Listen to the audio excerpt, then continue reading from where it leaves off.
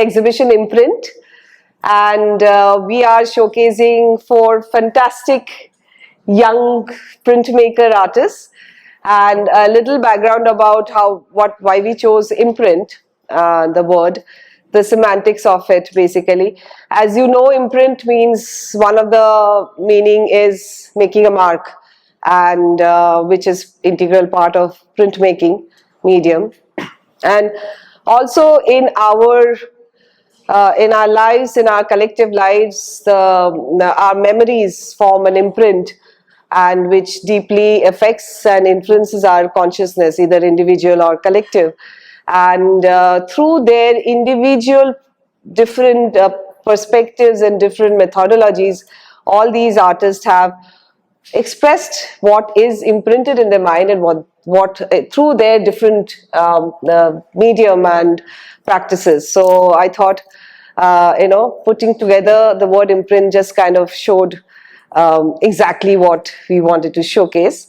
And they all have very different languages, yet they all are actually expressing an essential part which is imprinted in their subconscious. So that's how the show Imprint comes.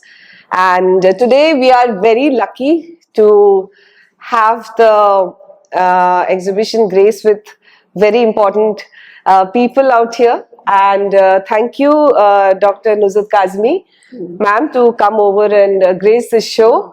And I'll give us very short brief of her profile, and then it'll be a short and very informal talk, I guess. Yeah. And with a few questions, since we have a historian with us, would be great to understand her perspective of the show, the medium of printmaking, young artists today. So a little bit of questions there, and towards later, when we talk in general about printmaking and all that, I hope you have some questions for ma'am, or we can discuss properly. So I'll just give a brief of your profile.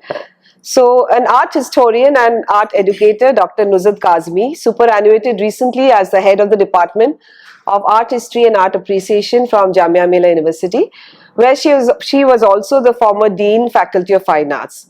She is an alumnus of Allahabad University and MS University, Baroda, where she completed her postgraduate studies in art history, and also followed MPhil degree from Delhi University. Dr. Kazmi was also the School of Oriental Studies, University of London, as a Commonwealth Scholar. Her academic interests are especially in the area of medieval, modern and contemporary art history, and which allowed her to explore original art historical materials, manuscripts and a rich body of artworks in the various collections here in India and outside.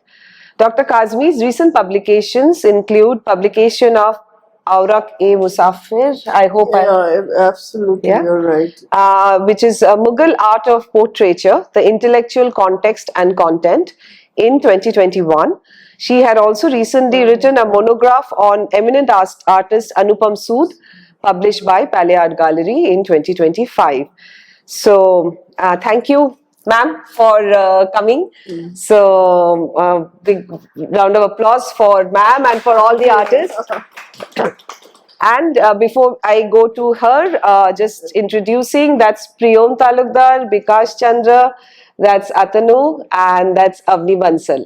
So we have the 4 artists. So ma'am, first question of course is, you have come and... First, let me just thank you. I mean, thank you. I'm so happy that Lubna has invited me here today, and that I got to see 4 artists that I have had no idea of. So, so that's really wonderful to be here, to get to know 4 very, very dynamic artists, as I see, and wonderful technique, hold of technique here. So I have to thank Lubna for that. I don't know why she has invited me. Oh, of course. But I'm very happy to be Being a scholar of art history, I always have a soft corner for all art historians. So the moment we started talking, I thought, why don't you come and do the show? The idea was very extempore kind and spontaneous. and I followed it, and so here we are. Thank you so much.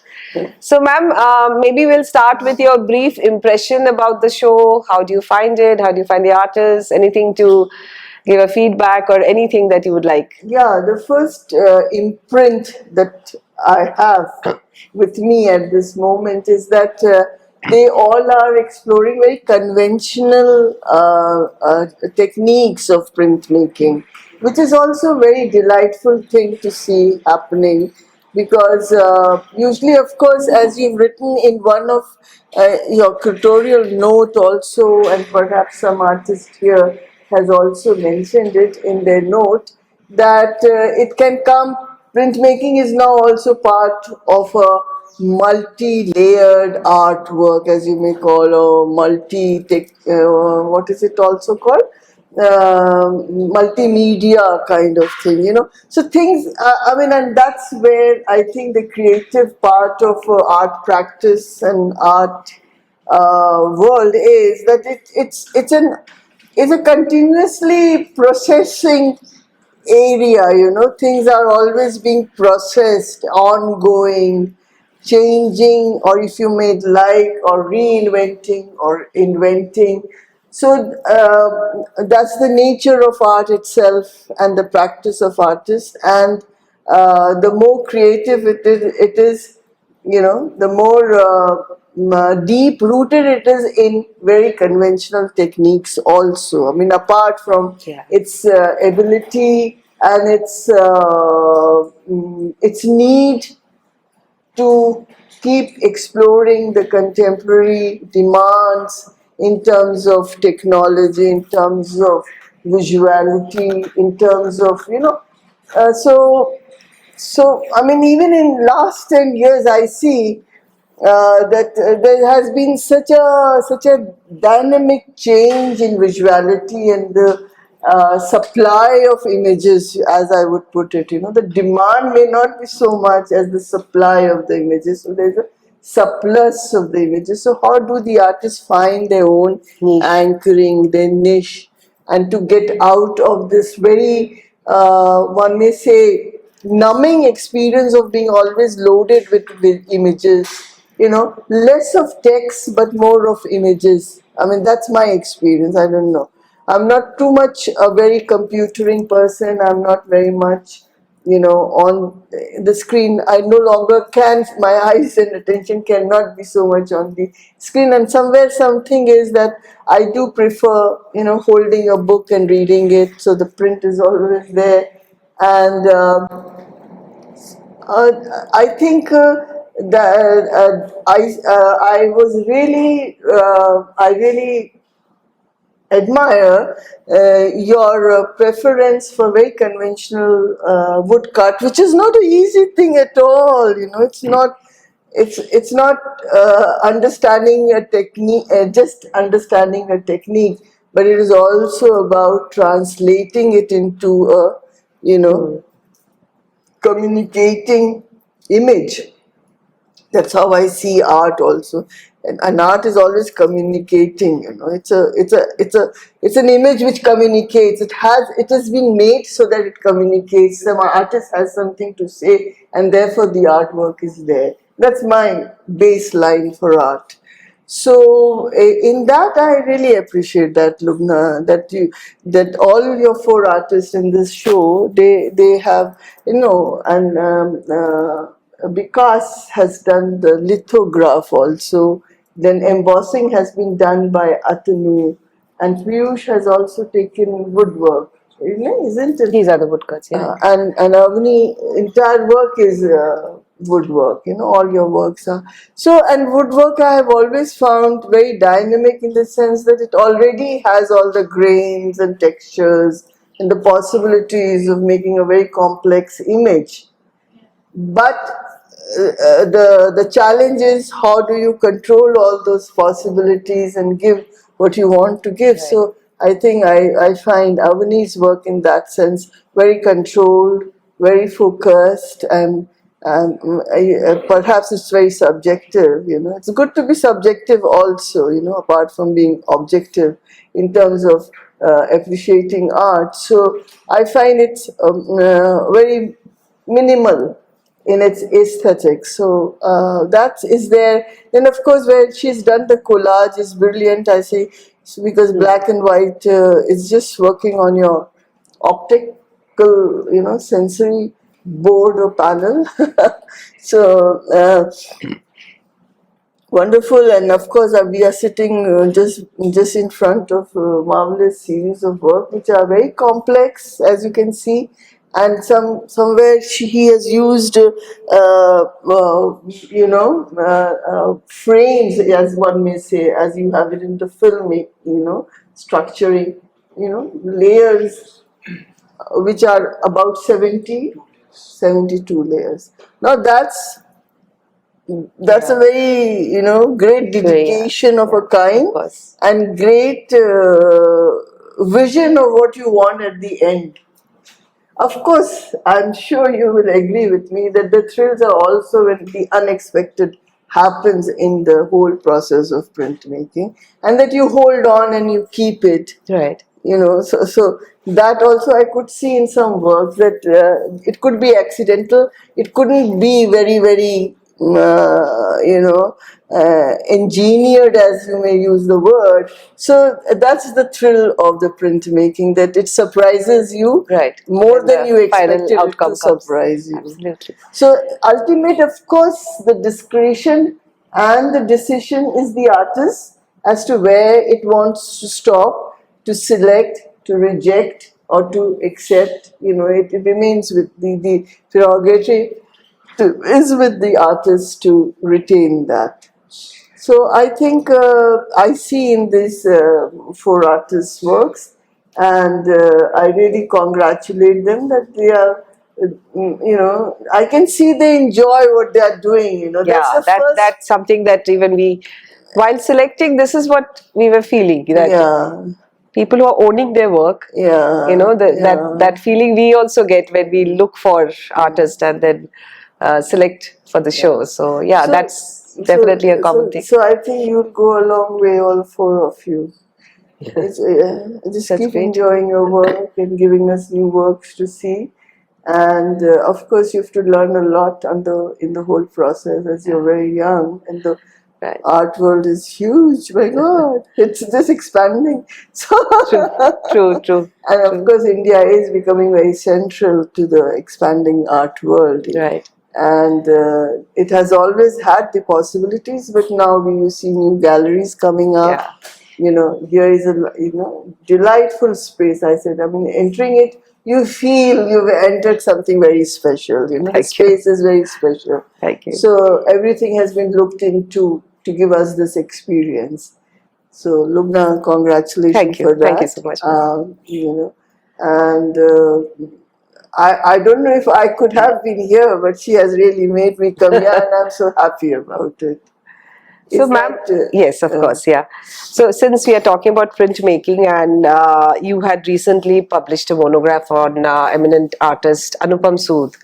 So, could you tell us a little about your impression about her, and what do you think her legacy that she has created? Something from your side, because we are having a printmaking show, so I thought we'll ask you that. And if you have other artists in mind, later you could talk about. Yes, I certainly would be very keen to bring some works of Anupam Sud here, and most of them are like, she seems to be a human being. I would say the human physiology of itself is very central to her image making, and then the rest follows, because ultimately I think she has a great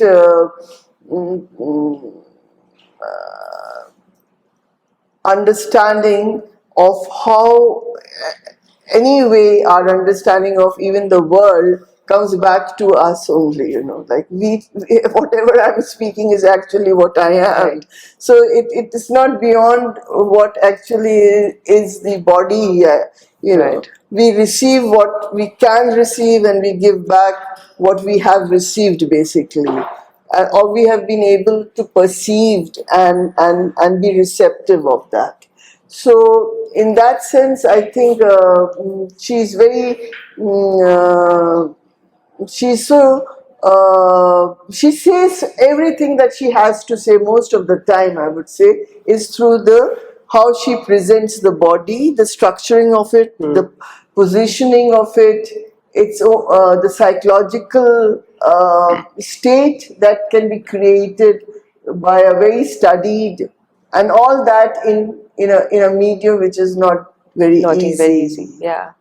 So she can't rub it off. She can't, cut and paste it. Though she started, has done some over some period of some years, some collages where she has used her old prints into new work, made them into new works and entirely new works. But they have references to her earlier works. In fact, they are part of earlier works, which she has selected and then she has put them together She has as collage. used her earlier works into making new works. Okay. Which she felt that they are not working on their own, So there's this artistic process of even, reviewing your work after some time. She keeps doing that. And I found that very interesting. And she felt that a great sense of history, a great sense of archiving her work, a great sense of what she wants to be part of her artistic practice to be projected. And I found these very interesting aspect in her, being an artist. And I always admired her. I knew her because she, my association with art heritage has been long, since Roshan Al-Qazi was there. And she was very encouraging to young students. And I remember when I would come back during the holidays, it was always a halt in Delhi. I'm from Allahabad. So there was always a halt in Delhi, and then it was always to catch up on, new exhibitions and, Yeah, they send their regards. They're all in USA. Amal, Alana was saying that we couldn't make it, but our regards to you. So I mean, I'm trying to also remember a few people that have gone into and their contributions, and here are young people. You may go back to them and see. So at Art Heritage, she has been an artist who has been very greatly represented. As another artist that you were saying, that if I would like to talk about another, who unfortunately just left us a few months back, is Himmat Shah. Yeah. And actually, I was I was thrilled to be offered to write on Himmat Shah by Mr. Ibrahim Al-Qazi, I mean, it was the greatest high of my life. After having done the artistry, it was much later. I was teaching in our, Jamia, and so I had, like I was not that out of the college kind age. So, but working with him, going to Garhi, and the training at Baroda was always that you have to do your field work. You have to do your go back to the archives, go back to the artists, interview, pick up the data, understand artists and understand. So in that sense, I did lots of visits, and I think it always pays off well. And I was able to get to know Himmat Shah, Himmat Bhai as we used to call him. And he also is part of a great group in which lots of people were from Baroda, whom I knew in Baroda while as a student. So 1890 group, 1890. 1890 group, 1890. Yes. So I would like to just pay homage to Himmat Bhai on this occasion. I think I have never seen any print that he has done but then he had the sensibility of seeing the quality of the lightness of printmaking. Actually, the printmaking is it's a very can be a very rigorous process. It has to be. And Anupam Sud, actually, I must bring this now that it comes to mind, is an artist who is very, very meticulous where the technique is concerned. She doesn't compromise in the process of it. And she gives, for her, each little detail is very important. And that's what constitutes her basic art, and so in that sense you find that I feel that Himasha have always dealt with the clay and the slip and how he worked with the terracotta, and his philosophy being that terracotta is kind of comes from time immemorial, backward. It's the first thing that the humankind really could, found that they could mold it as they wanted to mold it. And then it, of course, became functional. So it entered the social life as an object of, aesthetics, if you like, because beauty you can contest, and then what it is. So, yes, and Anupam actually, while working on her and looking at her works and going through it, I did discover that to be where Anupam Sud is, you have to do hard work. Yeah. You have to be very focused. You have to deny, so much of, life is full of so many things. But to be really practicing what you want and to say what you want, it's just not about making image. It's about also finding things to say. Yeah. And so she actually central to her is the humankind, and you would see that most of her nudes, which she says is the man going back to nature. It's not nude in its nude in being naked as such, but it's nude that it's natural. It's part of the nature that nature created, and so to that you. And her nudes are like in that sense gender neutral most of the time. Of course they largely are females, because she again would highlight that it's she's always referring back to herself, to her mind, to her body, to her whole being. So it's what the human that she perceives is herself largely. And of course, it's kind of informed by very contemporary events also. Like a lot of work she's done, and very interesting work, very intense work and strong works she's done of Me Too movement. So I'm just bringing one context to it that she has. And so she brings in contemporary readings into her work through the body, through the intensity, the what she calls the psychological makeup that you can see in a nude itself, with the emotions. And of course, she also recognizes and and wants the audience to engage with is that most of the time, the artist doesn't have to say, because the viewer, when he comes to the image, there should be space enough for them to read. And reading is always largely overlapping of oneself onto what is being generated by the art work, largely the image that is within that. That's a very interesting thing. parameter. There should be space enough to read on the artwork itself. Yeah. Yeah, that's right. Earlier, she very, that's an anecdote for me to share, is that she says that earlier she would be very vehement that this is what I want.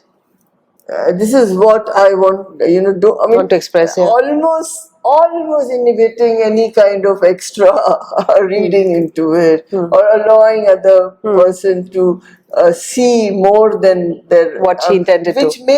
which may inspire her to see her work, which now she finds very, very opening up to Let go of allowing that, and finding that there's so much to discuss and realize and to expand. Right. Well, that comes with age and experience and Yeah. life experience.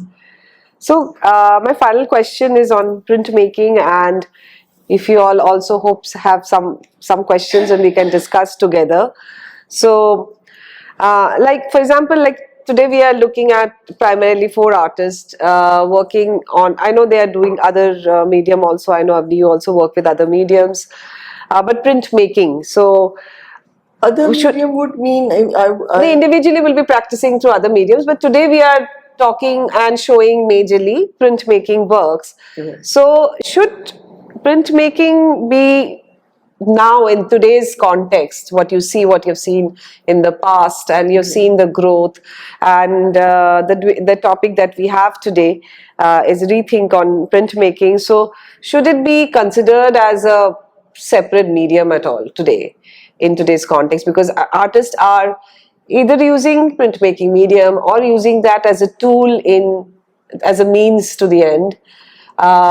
Should there be anything like that? In the past, it has also been a way to get together and be heard. Like printmakers would come together because they felt that they were not heard. And collective, there is a certain amount of strength in collective showcasing of work. But today I find younger artists, they use aspects of printmaking also. So is it any more relevant to have a show on printmaking? Or to call printmaking as a medium? I'll ask this question to ma'am, you, and also maybe to all of you. You can just jump in with your opinion. And so Lubna, would you deny there's something like printmaking? I won't deny, I love the medium. Myself, I'm a lover of the medium. Yes. I've done shows, large, small, in this gallery and outside in venues. I've done, so I love it. But I'm just saying that I see a lot of artists, they don't want to restrict themselves as printmakers.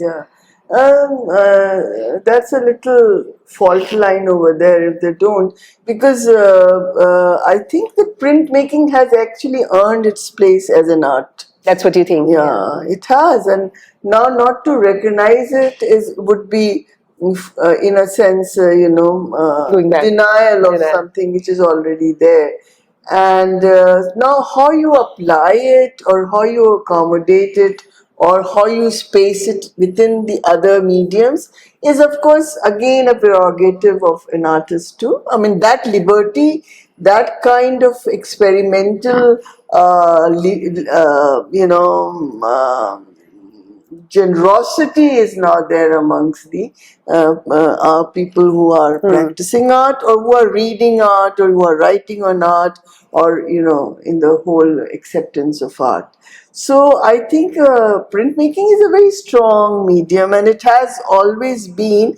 And if you ask me, it has been the most it has, I mean, a very popular means of disseminating any idea, any concept, and it has been, I mean, because it is, you can print, you labor over one work, but in printmaking you have the advantage of making many. So the dissemination of your idea becomes, the scale of it increases. So printmaking, as if you see, like if I go back to poster making, which is also print now, and the highly valued now, the poster made by Toulouse-Lautrec, or the Japanese, or even here, Somnath Ghose or Nandlal Bose, So these were printmaking is as an art form has been much more applied for very progressive movements in history. So even the akhbars during the dying Mughal Empire, if you like, or the dying rebel, or the first Indian independence, actually used print because print was there. It wasn't something that was new, and Europe was already had advanced in all these technology, and the changes were coming through printmaking over there.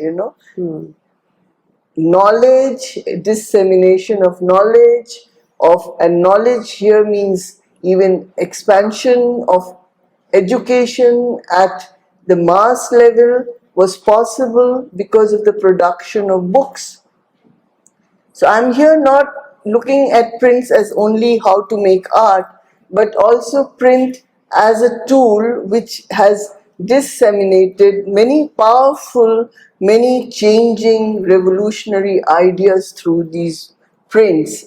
And so much has happened because the idea of that you don't have to make manuscripts with hand, which takes time and laborious, and perhaps also experimenting with another techniques, or building another techniques, or developing other techniques. So you have printmaking, which decimates the same idea, fast and wild, wild, and then it can be again replicated.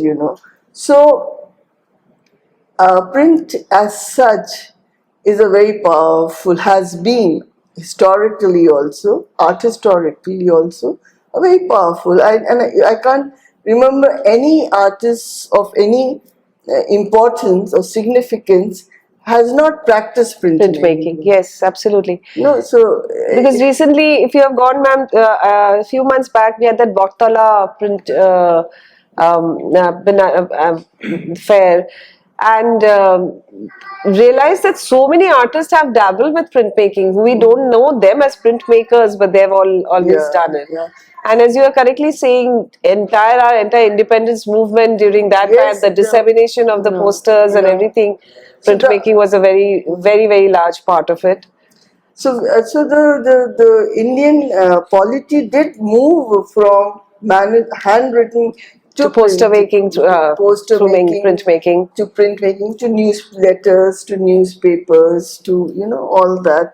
So this was to be in step with the changes in the world, actually, and it proved to be very dynamic. It did push us into where we are today. You're correctly saying that, ma'am. It's a very, very important role in history. The print itself, and so, of course the pen.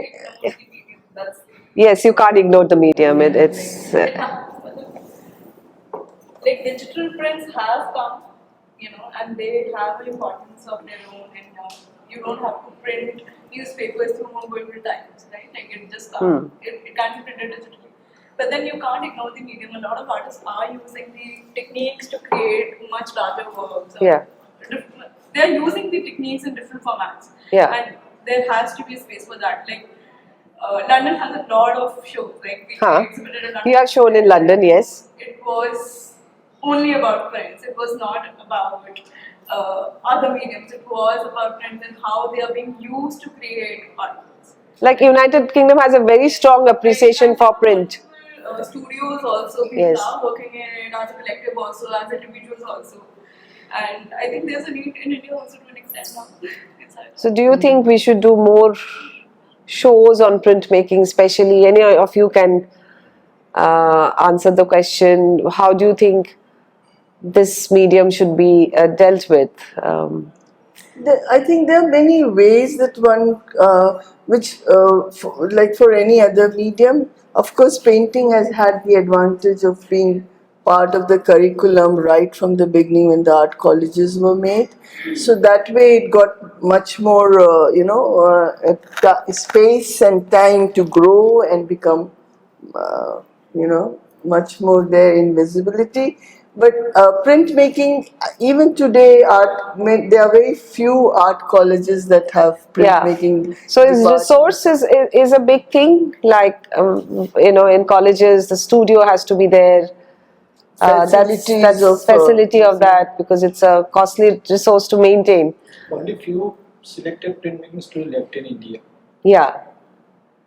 so which are very difficult to survive. So, this medium. like a good quality printmaking studio, how many are there in India? Rare. Only Ghadi in India was functionally active, and other is personal studios. There are, other than personal studio. I am not talking about personal studio. So, okay. young artists बहुत interest भी ले रहे हैं अभी बहुत machine को दी personal ले रहे हैं young artists बहुत इंटरेस्ट ले रहे हैं print में Young artists interest ले रहे हैं print में. आपने कहाँ बनाए अपने prints? ये लोग तो गरी में करते हैं ये दोनों. And Atanu, where do you practice? Kolkata. It's where is the studio? Acha, so that's a private studio or it's a public medium? Okay. And it's very interesting. It's very interesting, and that brings to a very very advantageous practice, and that is that when print makers, they come together, actually. It's a very collaborative. Printmakers, I always find very collaborative spirit they have, because you're doing a studio, everybody is helping each other, and there is a very camaraderie amongst the printmakers. Yeah. And if I were to ask each of you, why do you like printmaking? Why did you choose this medium? And also if you have any question for ma'am, we can wrap up with this. मैंने personally तो मुझे print making पसंद ही नहीं था अच्छी बात है. मेरे मास्टर के बाद मैंने बैचलर के बाद मैंने 4 साल गैप किया, तो मैंने ट्रैवल किया, मैंने 4 साल ट्रैवल किया, तो उसमें मुझे एक कॉलेज गया तो मुझे प्रिंट मेकिंग में मुझे वो इमेज इतना मुझे इम्पैक्ट किया, मुझे इतना पसंद आया, तो मैंने सोचा मुझे उसमें ही मास्टर करना है, तो फिर मैंने चूज किया, फिर उसमें मैंने खेरागढ़ गया, खेरागढ़ में But आप प्रिंट मेकिंग भी करते हो and you also do other things, ना? क्योंकि बैचलर मैंने पेंटिंग से किया हूँ, मास्टर प्रिंट मेकिंग में किया हूँ, तो मैं You practice both. What about you, Priyo? इतना मैंने प्रिंट मेकिंग को Initially इतना मतलब उसमें मैंने एक्सपेरिमेंट किया, तो मजा आ रहा है. That's what I see nowadays. A lot of they kind of take one aspect of printmaking and go deeper into it. I like the fact that they don't like to be constrained by, because printmaking has very strict protocols, and I see a lot of them now don't want to get into that protocols, and that gives a little bit of a freedom. What about you? How did you end up practicing printmaking? And you do a deeper practice in printmaking, right? Actually, I have started my printmaking in Assam, where I completed my bachelor's, but there is not too much facility available in Assam. But when I moved to Karagar, there are lots of other mediums like lithography, etching, and exploring mainly woodcut. And after that, my serious journey started. And after that, I am continuous working in different places in India, like Kolkata and Odisha, Bhubaneswar. There is a regional center where I am working, the Question Center. And finally, I am now working in a Ghadi studio. And I think the printmaking completely changed my life. It's a motivation for me. And it's also disciplined my life. Particularly discipline. Discipline, yes, of course. It requires a very lot of some particular rules, and those rules I apply particularly in my life, and I have changed my life completely through printmaking. So that's why printmaking is a huge motivation for me and for my well said. What about you, Atanu? Printmaking में कैसे आया? Printmaking में मैं actually पहले bachelor से ही काम कर रहा था. अच्छा. तो उसमें फर्स्ट ईयर को अच्छा लगा कि वो डायरेक्ट नहीं है. हाँ, बीच में प्रोसेसेस है. हाँ. तो वो एक हाथ से इम्पैक्ट आना और एक किसी चीज की वजह से इम्पैक्ट आना उसमें बहुत अंतर. हाँ उसके बाद काम करने के बाद में एक मैजिक है, पहले उसका रिएक्शन नहीं पता चलता, बाद में जो इफेक्ट पेपर के ऊपर आते हैं तब आपको इम्पोर्टेंट था, तो वो मेरे को मजा लगा, तो मैंने हाँ. And what about you? I think I was always interested in textiles. हाँ. And I have worked as a textile designer also. And I wanted to create my own blogs. Huh. And printmaking as a medium, helped me create my own blogs. Yeah, block printing is part of printmaking. We have a fashion designer with us over here in the audience. And Yeah. then I thought, what I've been doing, I create my own blogs, I take those prints on fabric also, and then I'm doing appliques. Hmm. Yeah. Yeah. And So you're using it very creatively also. I see that. I see in your work that. So for me, taking editions, well, if it is needed, like I only take editions only if it is needed. For me, printmaking is a way through which I create multiple parts of a larger Of a larger whole, but in the same. So for you, the multiple addition is not the motivation, but how the process is and what you can do with it is why you So, using one image in different positions or contexts changes its meaning also, right? And that is what makes the visual interesting. How a meaning changes as it is kept in different contexts, right? That's great. That is the thing. And you, I mean, and as I feel that you still, I mean, till the end, you are in the decision-making process, Yeah, correct. That's the That's the fun of it also, na? You don't really know what will come out finally. Technically यही थोड़ा उसमें interesting है बात. Yes. कभी mistake होता है? Mistake costly mistake होता है? और कभी-कभी आप जितना सोचते हो उसको लेकर मुझे ये रिजल्ट मिलेगा, कहीं उससे आपको बेहतर रिजल्ट मिलता है. अच्छा, ओके, दैट्स इंटरेस्टिंग. जैसे मैं अप्लाई करता हूँ कलर्स, तो उसके साथ ट्रांसपेरेंट होकर जो तीसरा कलर आएगा ना, वो अनएक्सपेक्टेड है. हाँ. वो हम लोग मैन्युअली बना ही नहीं सकते. Correct. में हम लोग यूज करते हैं क्योंकि एक कलर के ऊपर और एक होते हैं जो फाइनल स्टेजेस होता है ना, वो सबसे इम्पोर्टेंट है. Right, absolutely. आप एक बात ये भी बताइए कि you are all young, so that is why I'm saying this. Is it do you like writing to your responses to these changes that you see? Documenting. ना कि हमने 2 रंग लगाए और तीसरा निकला, तो आप लिखते हैं? डॉक्यूमेंट करते हो उसको? It's not about Lubna, about documenting so much as to articulate it for yourself and for others. Do you do that? It's a very interesting question. हम लोगों ने स्टार्ट किया था, तो मैंने कलर्स का जो पैलेट है, मैंने खुद अपना कलर प्लेट बनाया था. कौन सी कलर मिक्स होके थर्ड फोर्थ. नहीं, बट मैं कह रही हूँ चाहे आप वॉइस मेरी वो कर लें या आप लिख लें. But what I mean to say is that it's a very interesting experience of how you can bring your your excitement about something, and as an artist your understanding of colors as you wanted them, and finally how they shape up or they show their materiality. वो तुम अगर आप करें अपने कहीं पे record ना, I think in the long run it would be a very interesting material. It's just an idea for others to study. Maybe for others and for your own reflection after 10-20 years. Or add to your own work actually at the end of it. Or maybe when you buy, you want to know the story behind it. Absolutely. The entire story comes out. Sometimes when you document something for yourself, it helps you understand another layer of it. Right. When you're just thinking, your thinking stops there. But when you write it, articulate it, it adds on to multiple new layers. Right. That's important. Yeah. New ideas. So it will also means like taking your work. Of course, you take your work very seriously, but it's like adding more to it, Depth to it. Yeah. extending it to another When space. you apply for a lot of grants, you Absolutely. Right. So That's many people explain that what goes behind the whole process. Being a filmmaker, it is tough. Yes. It is, For the uninitiated, it is very tough to explain So many the medium. people understand that. Like, Yeah. I get the idea. The context is fine. Like people understand. Okay, this is the way a person wants to create the work, and this is the context. This is how it belongs to, right? But the execution part think it is tough for people to make people understand. Understand and appreciate also what goes behind it. Yeah. Articulation is the most difficult. Yeah. You surprise yourself with what you write. Right. Yeah. Mm.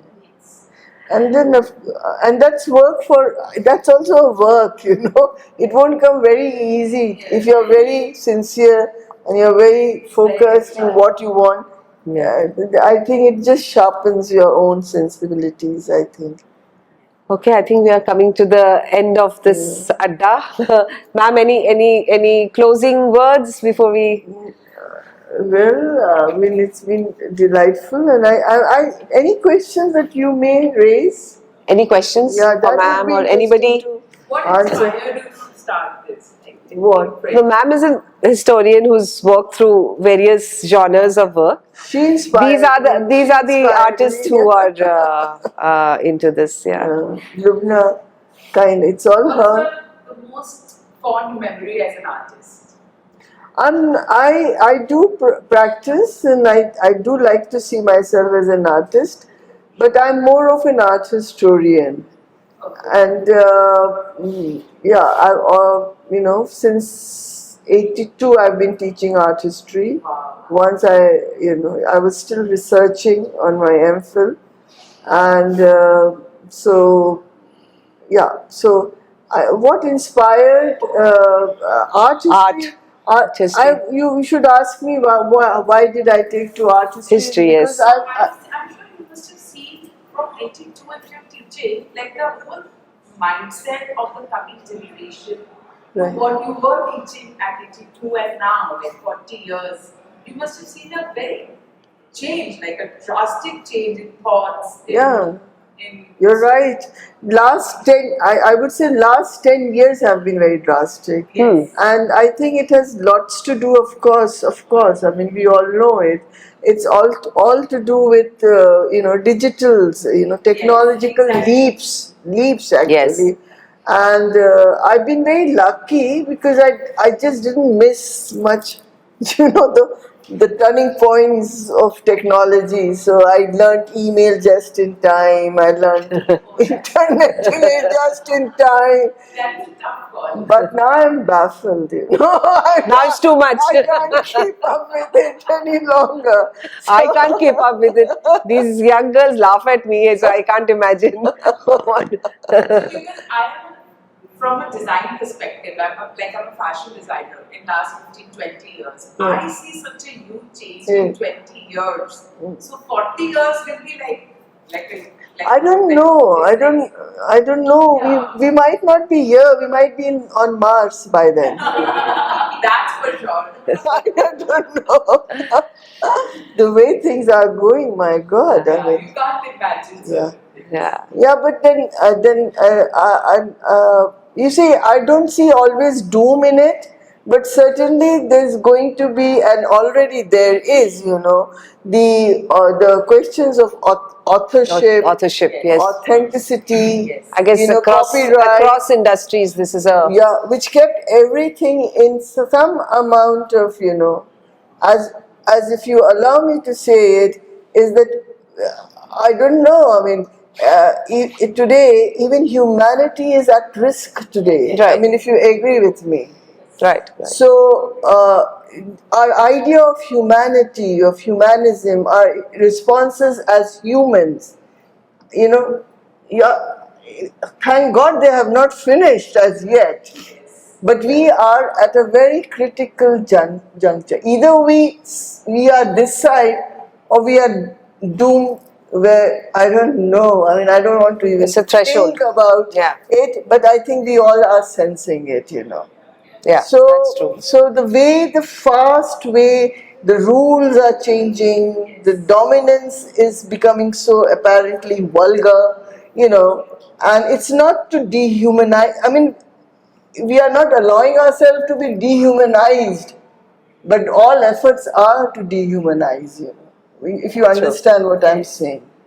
So we watch things that we would not like it to happen, but constantly we are watching it, we are seeing it. Impact on subconscious mind. I mean, it is stealing our humanity, that's all I will say. Yeah. How would you put it? It is intruding on our space as humans, you know. Yes. It has taken space of us as we would like to visualize our own life, you know.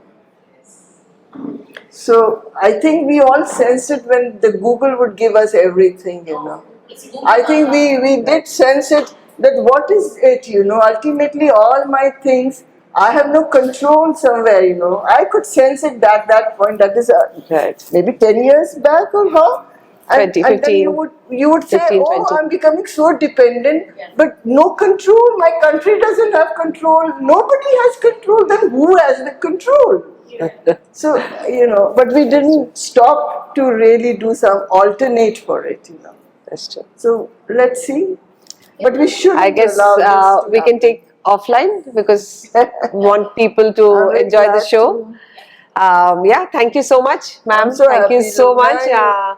much. Thank you all of you for coming over, and it was wonderful to have you and share your thoughts. Yeah. And now we would like everybody to enjoy the show. So thank you so much for coming, and please enjoy the show. Yeah, Thank you. Thank you. Thank you.